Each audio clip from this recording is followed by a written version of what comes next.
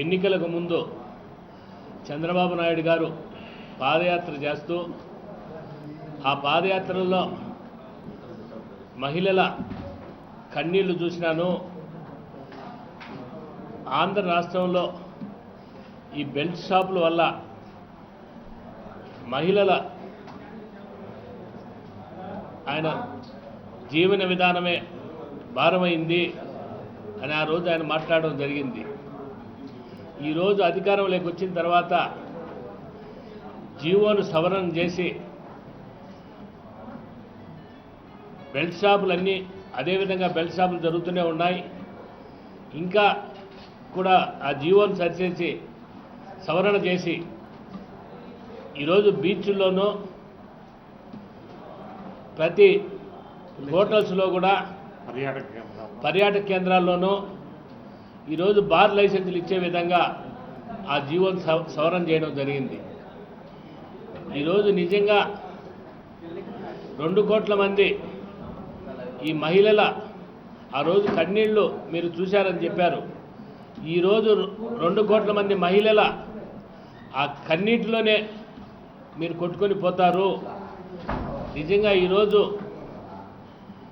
మీరు ఏమాత్రం హామీలు నెరవేర్చకపోయినా కనీసం ఇచ్చిన వాటివి ఇంకా కూడా ఈ ఆంధ్ర రాష్ట్రాన్ని అంధకారంలో చేసే విధంగా ఇలాంటి జీవోలు సరిచేయడం, జీవోలు సవరణ చేయడం ఇది దారుణమైన చర్య.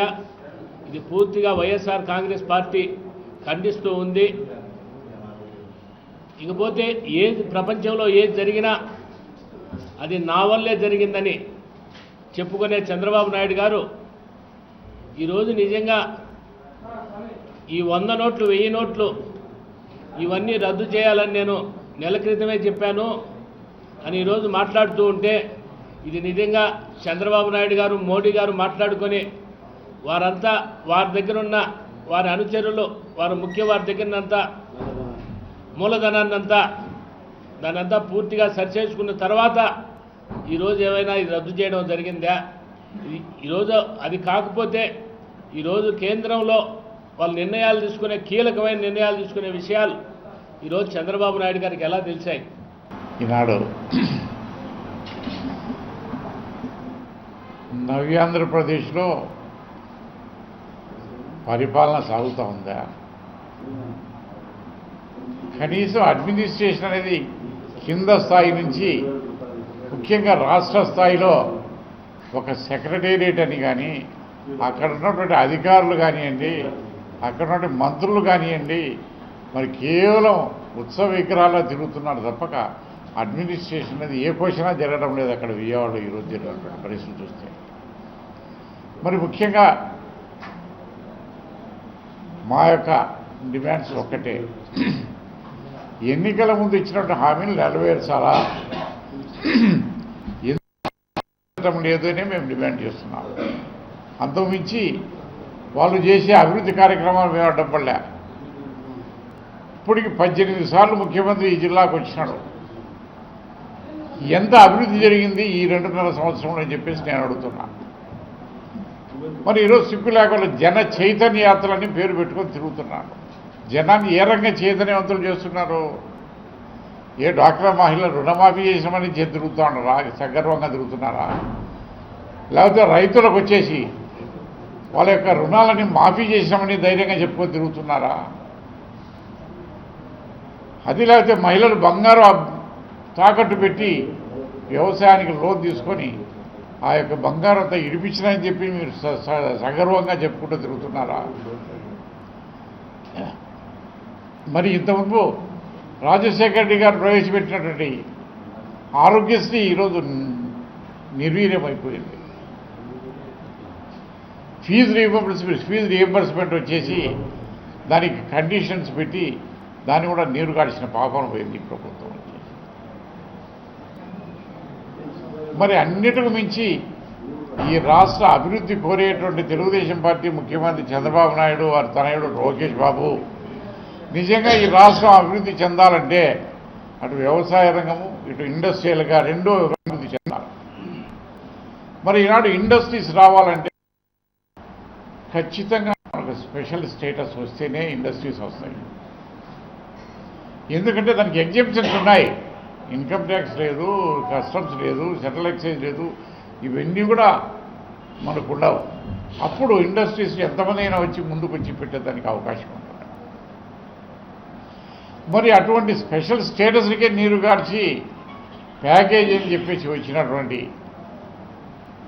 లోకేష్ బాబు కానివ్వండి, ముఖ్యమంత్రి చంద్రబాబు నాయుడు గారు కానివ్వండి, కేంద్ర మంత్రి వెంకయ్యనాయుడు గారు కానివ్వండి, మరి ఈ రాష్ట్రాన్ని అన్ని రకాల అభివృద్ధి నిరోధకులుగా తయారైనటువంటి ఈ యొక్క ముఖ్యమంత్రి వెంకయ్యనాయుడు గారు అభివృద్ధిని గురించి మాట్లాడే హక్కే వాళ్ళకు లేదని చెప్పి నేను హెచ్చరిస్తాను.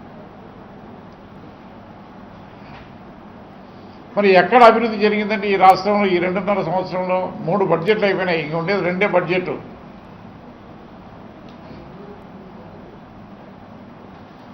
నిన్నగాక మొన్న చూశాను, అనంతపూర్లో పవన్ కళ్యాణ్ గారు మీటింగ్ పెట్టారు. ఆయన ఎప్పుడు ఏం మాట్లాడుతారో అర్థం కాలే. మొన్న మాత్రం బాగా మాట్లాడాడు. ఖచ్చితంగా రాష్ట్రానికి ప్రత్యేక హోదా కోసమని నేను పోరాటం చేస్తాను అంటున్నాడు. అది మొన్న మాట. మరి రేపేం చెప్తాడు మళ్ళీ అర్థం కాదు. మరి నిజంగా ప్రత్యేక హోదా కోసం ఆయన పోరాటం చేస్తే మాత్రం ముఖ్యంగా మేము కూడా మొదటి నుంచి ఆయన నిన్న చెప్తున్నాడు ప్రత్యేక హోదాకు పోరాటం అని. మేము రాష్ట్ర ప్రభుత్వం ఏర్పడినప్పటి నుంచి, నవ్యాంధ్ర ఏర్పడినప్పటి నుంచి కూడా మేము, మా పార్టీ, మా జగన్మోహన్ రెడ్డి గారు ఖచ్చితంగా ప్రత్యేక హోదా కావాలని చెప్పేసి పోరాటం సాగిస్తూనే ఉన్నాము, దీక్షలు చేస్తున్నాము, అన్ని రకాల పోరాడుతున్నాము. మరి ప్రత్యేక హోదా కావాలనేటువంటి ఏ పార్టీ అయినా, ఏ నాయకుడైనా సరే మాతో కలిసి వచ్చి మాత్రం మేము కూడా సంతోషపడతాం. ఎందుకంటే మా ధ్యేయం కూడా అదే, ప్రత్యేక హోదా కావాలా.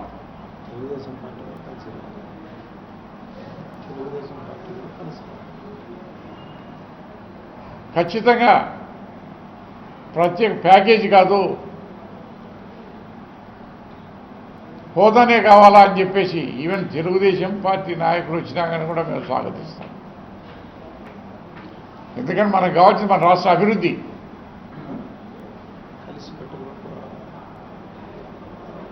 మరి ఇంతకుముందు మా జగన్మోహన్ రెడ్డి గారు కూడా చెప్పారు,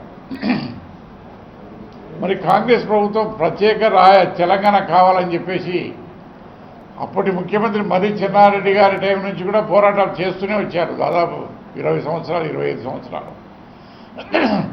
1970లో స్టార్ట్ అయింది ప్రత్యేక తెలంగాణ కావాలని చెప్పే పోరాటం. కానీ నెరవేరింది ఎప్పుడు? నిన్న 2014 ఎన్నికలప్పుడు చేశారు. అంటే ఎన్ని సంవత్సరాలు పోరాడాడో చూడండి. ఎప్పటికైనా మనకు ప్రత్యేక హోదా కావాలంటే పోరాటాలతోనే సాధ్యమవుతుంది, తప్పక లేదు.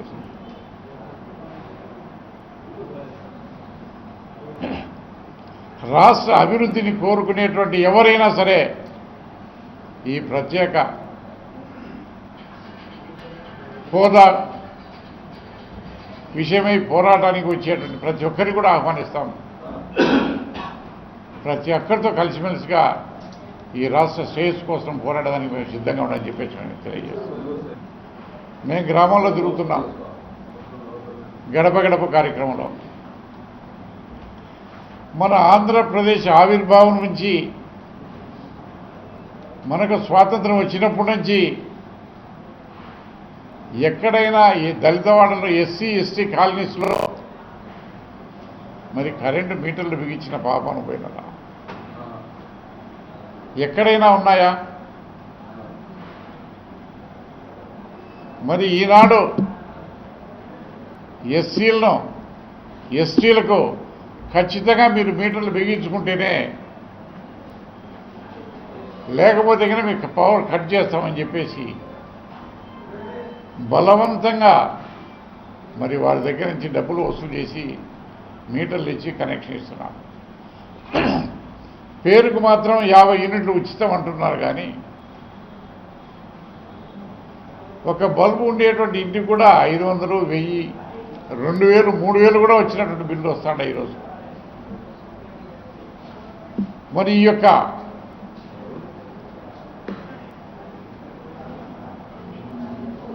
వ్యవసాయ కూలీలు వాళ్ళు. మరి వారికి వందలు వేల రూపాయలతో కరెంటు బిల్లులు కట్టాలంటే మరి వారికి సాధ్యమయ్యే పనేనా అని చెప్పేసి అంటున్నాను. చాలామంది ఇప్పుడు మేము గుడ్లు పెట్టుకొని ఉంటాం, మేము కరెంటు కట్టలేము, మాకు చేత కాదని చెప్పేసి కూడా అంటున్నారు. మరి మేము మాత్రం ఒకటే మనం చేస్తున్నాం, వైఎస్ఆర్ కాంగ్రెస్ పార్టీ ఎస్సీ ఎస్టీస్కు 50 యూనిట్లు కాదు 250 యూనిట్లైనా ఉచితంగా ఇస్తేనే తప్పక, లేకపోతే వారు విద్యుత్ సౌకర్యం ఉపయోగించుకోలేరు. ఖచ్చితంగా వారికి 250 యూనిట్లు తక్కువ లేకుండా ఉచిత విద్యుత్ ఇవ్వాలా, లేకపోతే మాత్రం మా పార్టీ అన్ని రకాల పోరాటానికి సిద్ధంగా ఉంది.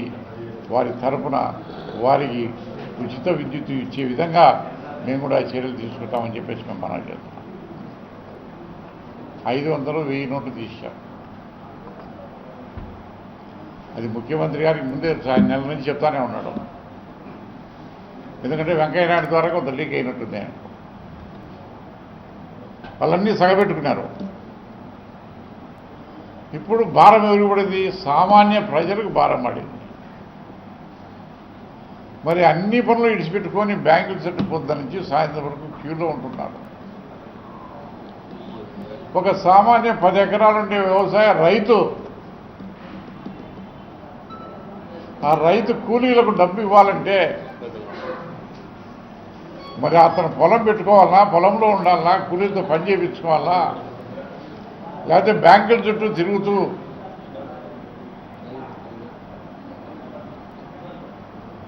మరి పని వదిలేసుకోవాలా? మరి ఆ రైతు కూలీలు వచ్చేసి ఆ రోజు కష్టం చేసుకుంటే 100, 150 డబ్బు వస్తే దాంతో వాళ్ళు సరుకులు కొనుక్కొని ఇచ్చేసుకోవాలి. మరి రైతు కూలీలకు డబ్బు వచ్చే అవకాశం లేదు. రైతులు ఇచ్చేదానికి సిద్ధంగా ఉన్నారు. కానీ మరి ఈ యొక్క నోట్ల మార్పిడి విషయం లేదు.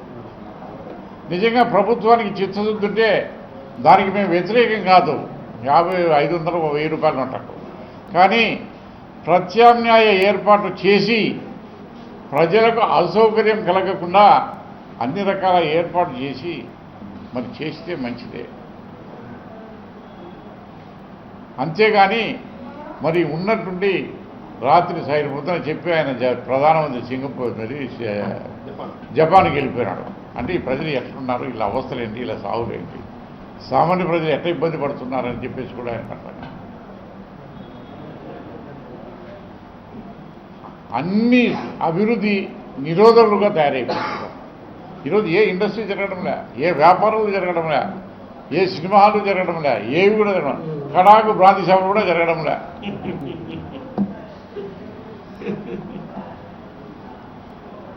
ఇదే అభివృద్ధి. దాని దగ్గర సేల్స్ ట్యాక్స్ లేదు, రాష్ట్రానికి రావాల్సిన ఆదాయం గండిపడింది. ఇదేనా అభివృద్ధి?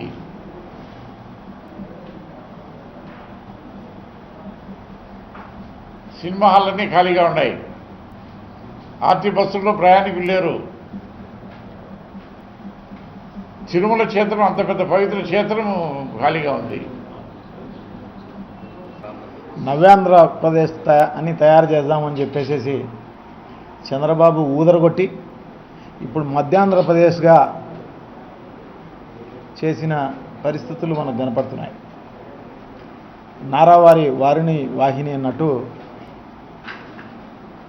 ఎక్కడ పడితే అక్కడ ఇప్పుడు బ్రాందీ షాపుల్లో అంతా సారాయి ప్యాకెట్లు అమ్మే కార్యక్రమము, బెల్ట్ షాపులన్నీ కూడా విపరీతంగా బెల్ట్ షాపులే ఎత్తేస్తామన్న చంద్రబాబు ఈరోజు బెల్ట్ షాపులన్నీ కూడా పెట్టించే కార్యక్రమం చేస్తున్నాడు.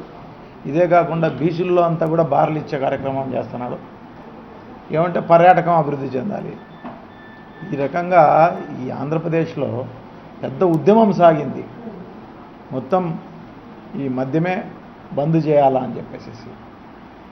అటువంటిది ఈరోజు ఈ రకంగా చేయడం అనేది నిజంగా ప్రజలందరూ కూడా, మహిళలందరూ కూడా దాదాపు 2.5 కోట్ల మంది ఉన్నారు. వాళ్ళందరూ కూడా దీన్ని బంద్ చేయమని చెప్తున్నారు. సో తప్పకుండా వీళ్ళందరికీ కూడా బుద్ధి చెప్పే కార్యక్రమం తప్పకుండా జరుగుతుందని చెప్పి నేనైతే భావిస్తున్నాను. సో ఇదే కాకుండా పవన్ కళ్యాణ్ గారు ప్రత్యేక హోదా గురించి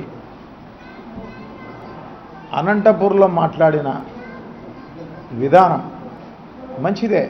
ఎందుకంటే ఈ రాష్ట్రం త్వరగా అభివృద్ధి చెందాలి అంటే తప్పకుండా ప్రత్యేక హోదా చాలా అవసరమన్న అది గుర్తించే వైఎస్ఆర్ కాంగ్రెస్ పార్టీ ఎప్పటి నుంచో ఉద్యమాలు చేస్తున్నది. అదే కాకుండా ప్రత్యేక హోదా ఆంధ్రుల హక్కు, అది పార్లమెంట్ సాక్షిగా ప్రైమ్ మినిస్టర్ గారు అనౌన్స్ చేసిన హక్కు. అది ఆ హక్కును పోగొట్టుకోకూడదన్న ఉద్దేశంతో ప్రతి ఒక్కరు కూడా కలిసి రావాల్సిన అవసరం తప్పకుండా ఉంది. ఇదే కాదు, ఒక తెలంగాణ ఉద్యమం మాదిరో లేకుంటే సమైక్యాంధ్ర ఉద్యమం మాదిరో పెద్ద ఎత్తున ఉవ్వెత్తున ఉద్యమం చేయాల్సిన అవసరం తప్పకుండా ఉంది. ఎందుకంటే మన హక్కును మనం కాలరాసుకోవాల్సిన అవసరం లేదు. పెద్ద ఎత్తున అన్ని పార్టీలకు సంబంధించి ఏదైతే అధికారంలో ఉన్న తెలుగుదేశం పార్టీ ఉందో ప్రత్యేక ప్యాకేజీల కోసం, కమిషన్ల కోసం, ప్యాకేజీలు వస్తే కమిషన్లు వస్తాయి, డబ్బులు వస్తాయి, లంచాలు వస్తాయి అన్న ఉద్దేశంతో దానికి చంకలు గుద్దుకునే కార్యక్రమం చేస్తున్నారు తప్ప ప్రత్యేక హోదా వస్తే ఆంధ్ర రాష్ట్రం త్వరితగతంగా అభివృద్ధి చెందడమే కాకుండా నిరుద్యోగులకు అందరికీ ఉద్యోగ కల్పన జరిగే కార్యక్రమం అంతా కూడా జరుగుతుంది. దానికి కలిసి వచ్చే వాళ్ళందరూ కూడా ఉద్యమం చేయాల్సిన, పెద్ద ఎత్తున ఉద్యమం చేయాల్సిన అవసరం ఉంది. ఎందుకంటే ఆ రోజు నరేంద్ర మోడీ గారు అయితేనేమి, వెంకయ్యనాయుడు గారు అయితేనేమి, చంద్రబాబు నాయుడు గారు అయితేనేమి అందరూ కూడా తిరుపతి మహాసభలో పెద్ద ఎత్తున వీళ్ళు చెప్పడం జరిగింది. ఒకరు 5 ఏళ్ళంటే, ఇంకొకరు 10 ఏళ్ళంటే, ఇంకొకరు 15 ఏళ్ళు ఇస్తామని చెప్పేసి ప్రజలకు హామీలు ఇచ్చి ప్రజలందరూ నమ్మి వీళ్ళకు ఓట్లేసి వీళ్ళు అధికారంలోకి వచ్చిన తర్వాత ఈరోజు ప్యాకేజీలకు వెంపర్లాడుతున్నారు, ప్యాకేజీలు ఇస్తున్నారు అంటే నిజంగా చాలా దారుణం అన్నమాట.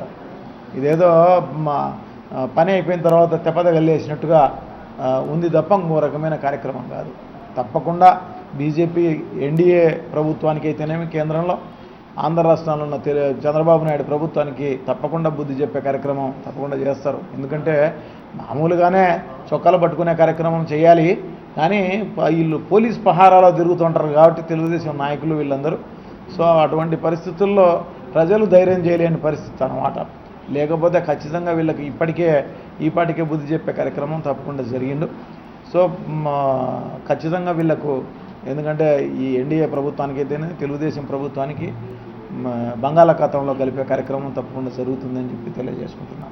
ఇదే కాకుండా నరేంద్ర మోడీ గారు ప్రైమ్ మినిస్టరు, భారతదేశానికి ప్రథమ స్థానంలోనున్న ప్రైమ్ మినిస్టర్ గారు, ఆయన దాదాపు 125-130 కోట్ల మంది ప్రజలకు, ఆయన కంటే పెద్దోళ్ళు ఎవరు లేరు, ఎవరో కిందోళ్ళు ఆ రకంగా చెప్పిన తర్వాత ప్రైమ్ మినిస్టర్ ఏదైనా ఉంటే అడ్జస్ట్ చేయవచ్చు.